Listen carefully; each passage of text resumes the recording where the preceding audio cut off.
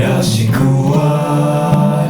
Halo Sobat Anti Korupsi, selamat datang kembali di Pondasi Kuat, podcast dengan komutasi. Nah, podcast keempat kali ini kita kolaborasi dengan Departemen Pendidikan nih. Siapa aja sih yang ada di Departemen Pendidikan? Nih, ada Karka, Regina, Ilona, sama Mario. Nah, di sini kita akan membahas mengenai generasi muda yang anti-hoax. Nah, gimana sih generasi muda yang anti-hoax itu? Nah, jadi jangan kemana-mana, tetap ikutin podcast kali ini ya. Dimulai dari Karka, aku serahin sama Gaby. Oke, Vi. Kita mulai dari Karka yuk. Halo Karka, apa kabar nih Kak? Halo Gaby, ya baik kok, baik. Oke, syukurlah kalau gitu Kak. Kita langsung masuk aja ke topik kita Kak. Kita mau ngomongin soal hoax nih Kak. Kayaknya hoax itu semakin masif di era sekarang ini, terutama di generasi muda, karena kita udah terbiasa menelan informasi begitu saja. Nah, aku mau tanya nih Kak, kenapa sih hoax itu kian hari semakin mencolok di kehidupan kita? Oke, aku mau jawab. Kita nih, terutama generasi muda, setiap hari pasti akan selalu bertemu gitu loh yang namanya hoax atau berita bohong gitu ya. Jadi gini, hoax itu sebenarnya bukanlah hal yang baru gitu ya. Itu sudah ada sejak lama, bahkan sejak ditemukan sebelum adanya media sosial seperti ini ya. Namun karena sekarang ya, khususnya di zaman modern ini, semakin banyak orang yang menggunakan media sosial, maka banyak berita bohong yang belum tentu benar atau bahkan belum tentu salah. Nah, bahkan di tahun 2020 ini ada sekitar 554 hoax dan mungkin lebih gitu ya soal COVID-19 dan 85 dengan 89 tersangka, belum lagi ditambah dengan narasi-narasi yang erat kaitannya dengan politik. Betul sekali bahwa COVID ini dikaitkan dengan politik kita gitu ya, dan mungkin masyarakat kita juga terlalu meremehkan hoax ini gitu, karena biasanya bentuknya seperti email spamming gitu ya, dan semacamnya hal seperti itulah. Namun sekarang pun sudah menjadi suatu narasi yang bisa dikatakan sangat berbahaya. Nah, kenapa dikatakan berbahaya? Karena itu kita tuh terlalu gampang percaya gitu loh. Kita terlalu gampang percaya dengan adanya narasi palsu. Kaitannya dengan literasi kita gitu loh.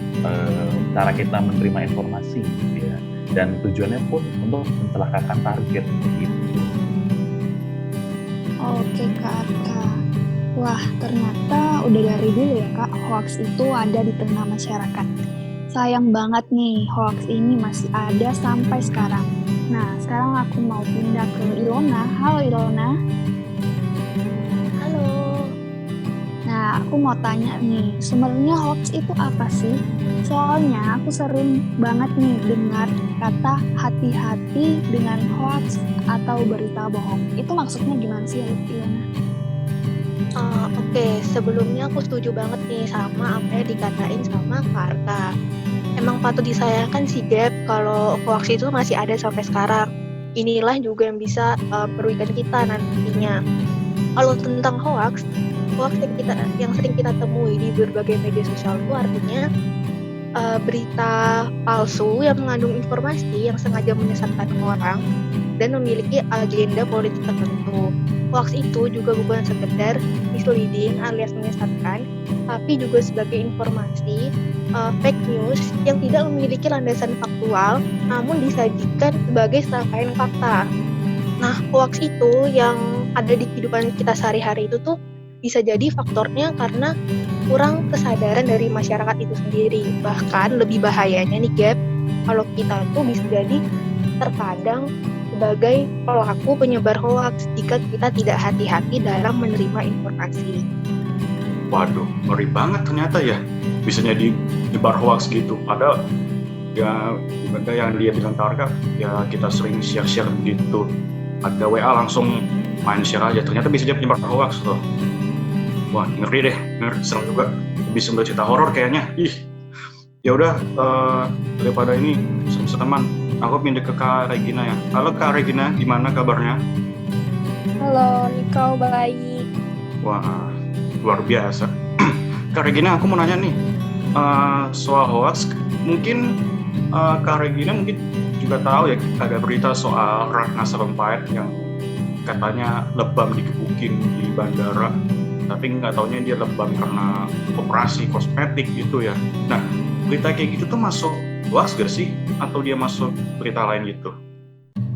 Oke, jadi itu merupakan berita hoax ya. Nah, hal yang seperti ini tuh sebenarnya harus diwaspadai mengenai hoax yang kecil-kecilan. Seperti yang contoh tadi, itu tuh sangat berbahaya. Misalnya dibiarin aja. Nanti suatu saat itu bisa jadi kita malah ikut menyebarkan hoax karena tidak cek fakta, apalagi di zaman yang serba digital ini. Ternyata bisa jadi pelaku juga. Berarti kalau perilaku hoax yang kadang kita anggap udah biasa itu dan main asal share aja, itu bisa-bisa ya kayak korupsi dong. Hoaxnya tetap ada dong di Indonesia, ya nggak sih? Iya benar. Kita kan nggak ada yang tahu tuh bagaimana hoax yang akan datang. Terus selalu banyak kemungkinan juga akan lebih buruk lagi dari yang sekarang, baik bagi kita sendiri dan bagi pihak yang dirugikan. Benar tuh kata Regina, jadi kita harus hati-hati ya. Selanjutnya kita pindah ke Mario. Halo Mario. Halo Nemi. Nah, di sini aku mau tanya-tanya nih ke Mario, apa sih dampak dari hoax itu dan bagaimana nasib negara kita kalau hoax masih selalu dibiarkan? Nah, kalau bagi diri sendiri ya Nemi, itu jelas buang-buang waktu ya pastinya. Nah, namun yang berbahaya dampaknya kepada nasib negara itu contohnya memicu kepanikan publik Nemi. Jelas banget nih. Lalu apa aja sih yang harus kita lakukan sebagai generasi muda agar dapat mencegah hoax di masa kini dan masa yang akan datang? Pertama, kita bisa hati-hati dengan provokatif. Lalu, cermati alamat situs, apakah dari sumber yang terpercaya atau situs yang abal-abal. Lalu, periksa fakta, apakah dari institusi resmi seperti KPK atau Polri. Berikutnya, bisa juga ikut dalam grup diskusi anti-hoax, misalnya di Facebook. Terdapat sejumlah fanpage dan grup diskusi anti-hoax. Contohnya ada forum anti-fitnah, hasut, dan hoax, atau yang disingkat dengan FAFHH. Ada juga fanpage dan grup Indonesia Hoaxbuster, dan lainnya. Wah, ternyata banyak juga ya cara untuk mencegah hoax. Tadi aku yang ngeri, sekarang jadi tenang ini. Kalau aja semua orang melakukan hal yang disampaikan sama Mas Mario, maka pasti jadi lebih objektif. Oh ya, Mas, aku mau nanya terkait pentingnya nilai objektivitas ini, apalagi kan kita akademisi ya. Kalau melihat kondisi masyarakat kita ini, sebenarnya sikap objektivitas apa yang perlu dibangun di dalam, terutama kita sebagai orang-orang berkecimpung dalam dunia akademik?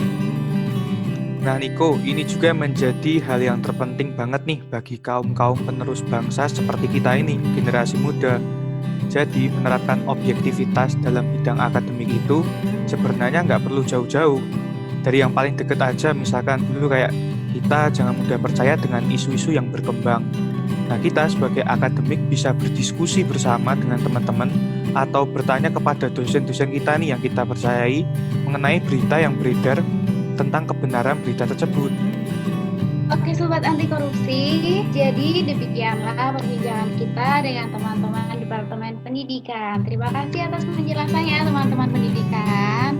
Nah, semoga dapat menambah wawasan bagi Sobat Anti Korupsi semuanya. Dan kita sebagai generasi muda harus dapat mencegah penyebaran hoaks di negara kita ini dan tetap menanamkan perilaku dan moral yang baik, khususnya dalam membangun sikap untuk lebih objektif lagi ya. Nah, kami mewakili komunitas anti korupsi Fakultas Hukum Universitas Atmajaya Yogyakarta atau Komutasi FHUAJY mengucapkan selamat Hari Sumpah Pemuda. Jadilah pemuda yang selalu menanamkan nilai-nilai anti korupsi dan pemuda yang berintegritas. Sampai jumpa di Pondasi Kuat berikutnya. Jangan lupa ikuti terus kegiatan kami dan follow Instagram kami Komutasi FHUAJY. Salam generasi muda anti korupsi.